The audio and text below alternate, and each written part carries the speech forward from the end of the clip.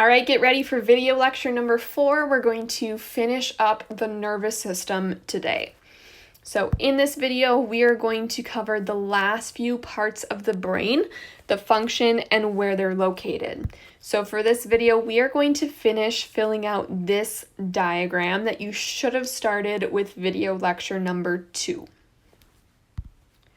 So the first part of the brain we're going to talk about in this video is called your pituitary gland.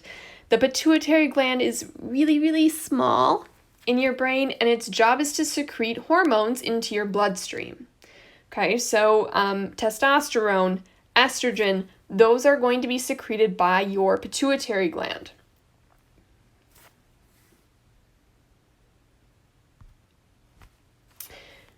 The next part of the brain is known as the brainstem, and I'm sure you've heard of it, and if you haven't, it really seriously looks like the stem of the brain.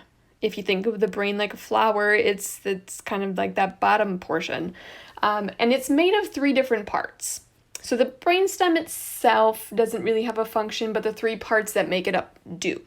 So we have, from top to bottom, we have the midbrain, we have the pons, and we have my personal favorite, the medulla oblongata. So we're going to talk about each of those 3, and you will need to know the 3 parts of the brainstem. So if you need to label these on your diagram as being a part of the brainstem, I would definitely do that. So the first part of your brainstem is your midbrain, and your midbrain is actually responsible for the movements of your eye. Okay, so the reason why you can read something, right, the movement of your eye, is due to your midbrain. And it also plays a little bit of a role in auditory and visual processing, so that's interpreting things you hear and see, but mostly it's for like eye movements. The pons is kind of the middle portion of your brainstem, and if you get bored while you are home, researching the pons is really interesting because the pons is the control center for sleep. So if you've ever heard of something called sleep paralysis, the pons plays a role in that, and it's really super interesting to learn about. So if you need something to research on your time off, research the pons and sleep paralysis and like sleep disorders. It's really interesting. So when you fall asleep, your pons is in charge of kind of shutting your body down and kind of shutting your brain down and then bringing them back gradually to wake you back up. It's also in charge of bladder control. So the reason why you feel your bladder is full and you need to go to the bathroom is because your pons is aware of that and letting you know. Your bladder isn't letting you know, your brain is, and it's your pons that's doing that.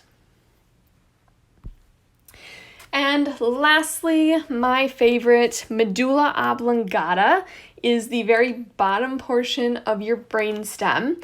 And just a little side note that if you were to continue the brainstem down, that would turn into your spinal cord. So they are connected.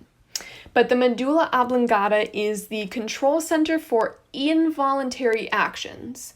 So the word involuntary means that you don't have to think about it in order for it to happen.